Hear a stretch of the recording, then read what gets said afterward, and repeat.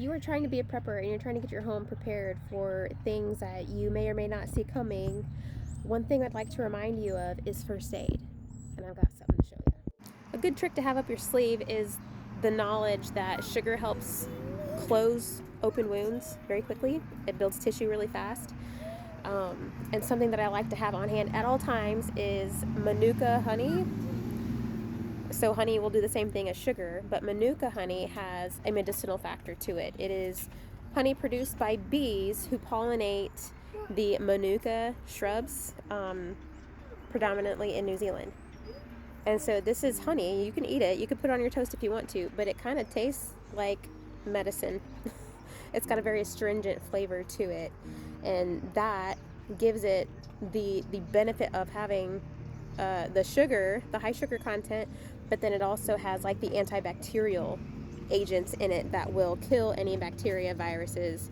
It's antimicrobial. So that's really awesome. I highly encourage anybody to make sure that they have some of this on hand. We just had an instance the other day. My husband was putting a window in our house and ran out to his truck to get some tools out of it.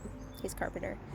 Anyway, he opened his truck door into his face and cut himself with his door right here. Put a really deep gash in his eyebrow.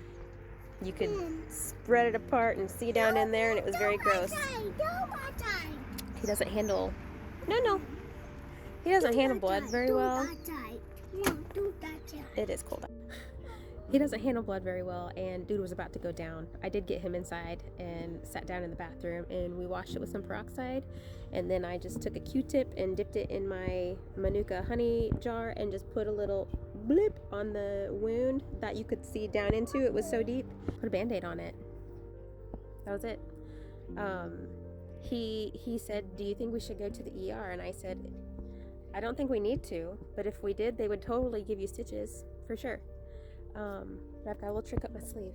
How about some honey? And so that's what we did, and it was closed up by the end of the night. When he went to take a shower before bed, the Band-Aid came off and his wound was closed.